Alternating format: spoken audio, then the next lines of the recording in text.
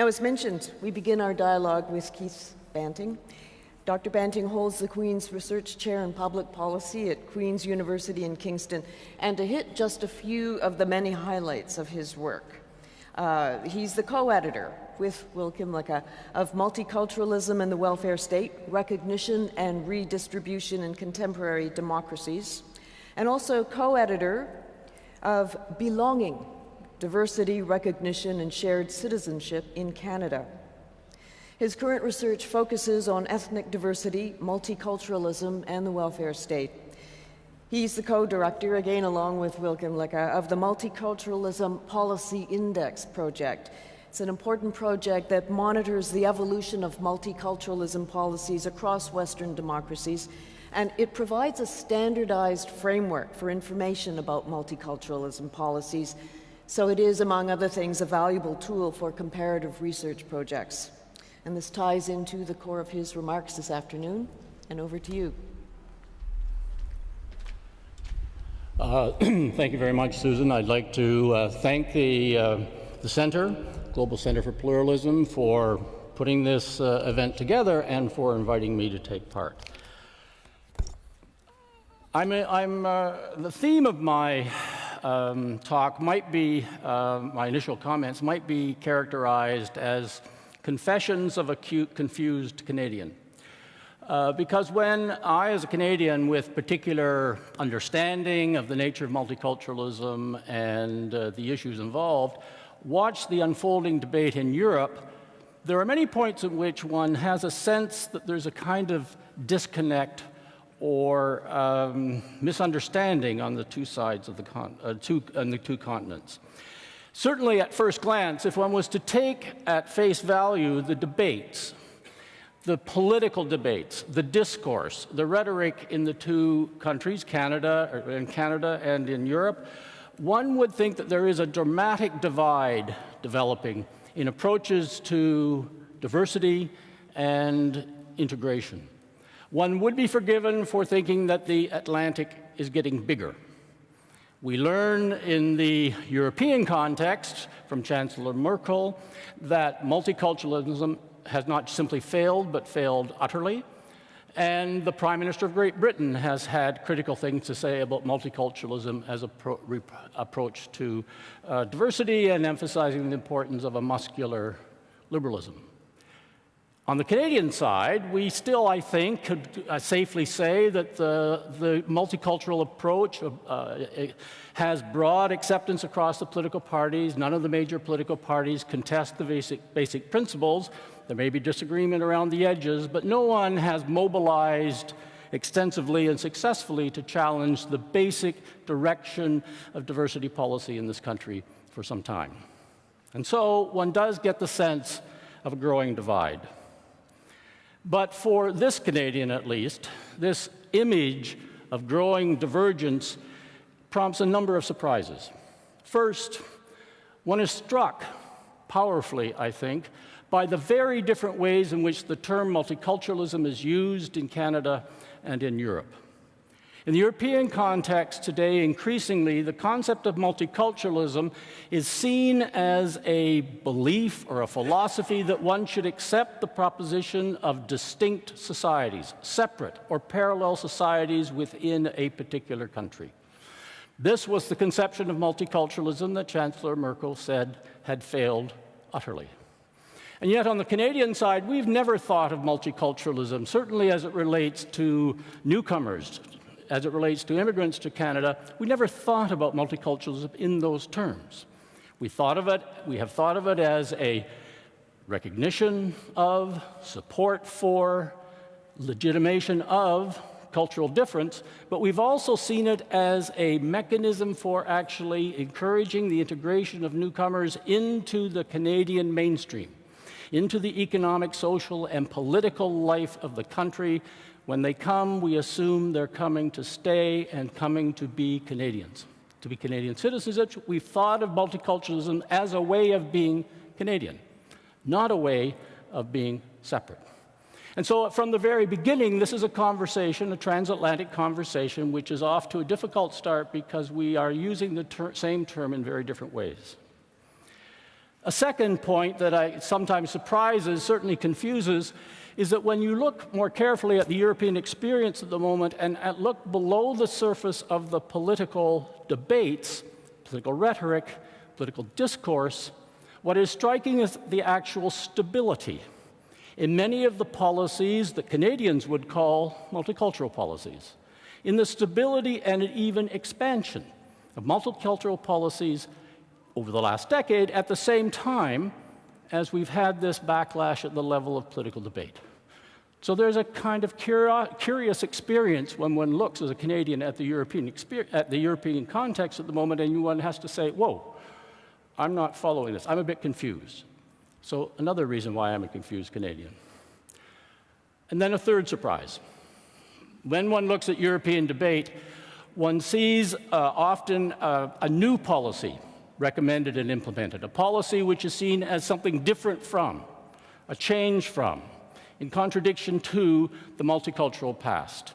This is a policy often called civic integration, or called that by different terms, a much greater emphasis on integration of newcomers, the economic integration of migrants, their social and political integration, an insistence on moving into employment, an insistence on the respect for liberal democratic values, an insistence on their learning the language, the history, the culture, and the politics of the society, in a sense, becoming part of the mainstream. And once again, one pauses because in the Canadian context, we've been doing that for a century. 1914 is when we said you had to have a mastery of either one of the official languages to become a citizen of this country. And when we introduced a citizenship test in the mid-1990s, we didn't interpret it, as many European societies have interpreted it, as a turn away from multiculturalism. We did it for that most Canadian of reasons. We wanted to save money. Because before that, to become a citizen, you had to be interviewed by a judge. Turns out judges are expensive. And they often give different answers or different judgments about similar cases, and so we introduced a citizenship test, not as a way of turning away from multiculturalism as we saw it, but as a way of carrying out a multicultural strategy on a more cost-effective and consistent basis. And so it strikes me that the apparent contrast between Europe and Canada, the idea that there is a big divergence going on here, needs a little more careful digging. I'm going to just develop two of these points I've just made, two of my points of confusion, and then I'll leave it to my colleagues to actually do all the explanation of how you put this stuff together.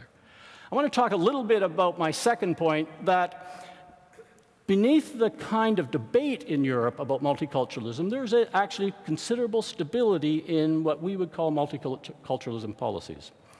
Some time ago, frustrated by the fact that in the debate about multiculturalism, it was hard to find clear evidence to help sort through the debate, Will Kimlicka and I developed something we call the Multiculturalism Policy Index. We developed a list of programs which we think capture or define the Canadian approach to multiculturalism, 8 particular policies which either support and recognize and legitimate diversity, or provide more space for people to live in their culture, things like exemptions from dress codes and so on, and programs which provide support to diversity, funding for ethnic groups, bilingual education, affirmative action. We created a list. And we simply said, let's look at 21 contemporary democracies. How many of these programs exist in those countries?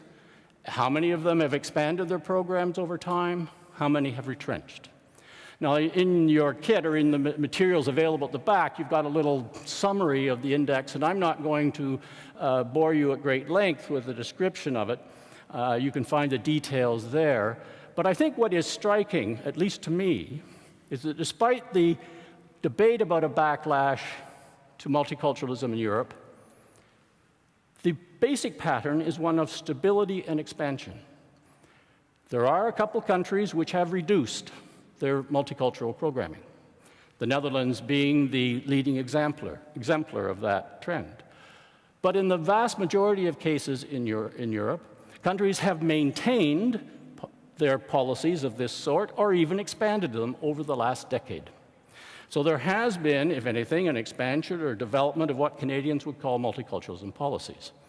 Now, they're not always called that in the European context. They might be referred to as diversity policies or other programs, but in more countries, there's been an expansion over the last 10 years than there has been a contraction. And so clearly one needs to dig below the surface to capture, and the language to capture what the sense of direction in both continents. The second point I would make is that the new program of civic integration, or the emphasis on civic integration in European societies, which is very important, it's a powerful direction in many countries, has, as I said a moment ago, developed or relies on the kinds of tools that we've been familiar with in this country for a very long time. We have wanted newcomers to integrate economically, socially, and politically. We've put a very strong emphasis on all of those. We've had more difficulty on the economic integration front recently, and we've been adjusting our programs in many different ways to try and correct for our current difficulties. But it has been an underlying goal. Our conception of multiculturalism has clearly been integrationist. We have also had an emphasis on what David Cameron calls muscular liberalism. The Charter of Rights in this country, just to choose one of the more important vehicles in this area, is like a clear frame which sets limits. Internally, it has been a powerful instrument for newcomers and minorities to have their rights protected. I think particularly of the role of the Charter in the area of religious diversity. But it has also set boundaries. It has been reassuring, if you will, to the majority population that there are boundaries to accommodation, and there are some customs that we will not accept, and that there are certain values like gender equality and individual rights, which are a kind of bedrock here. And so I think we could argue that that component of what some European countries think is missing, I think we've had. And finally, as we have for a long time wanted people to understand both our language and our customs. We devote about $20 million, a little less, to multiculturalism programming, but we devote $1 billion to immigrant settlement programming, including language instruction. And so I think the conclusion I would draw from this is that there's nothing incompatible for a Canadian between multiculturalism and civic integration. Indeed, I would say our model is a multicultural civic integration.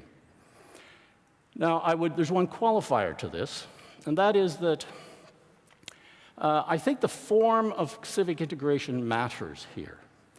In many European countries, civic integration is an opportunity for newcomers, but there's not compulsion attached to the mastery of language and the mastery of history and culture.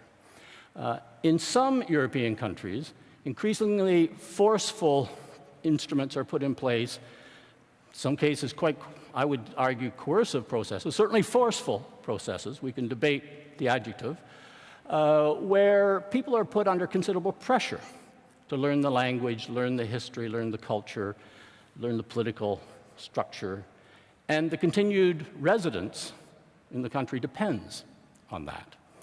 And so I think at some point, multiculturalism and civic integration, some forms of civic integration might be in contradiction. But I don't think there's any necessary contradiction.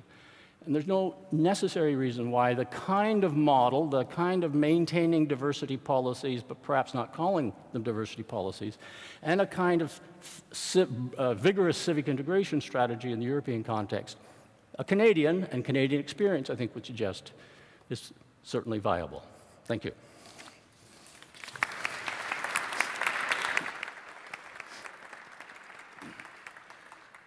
Thank you, Keith.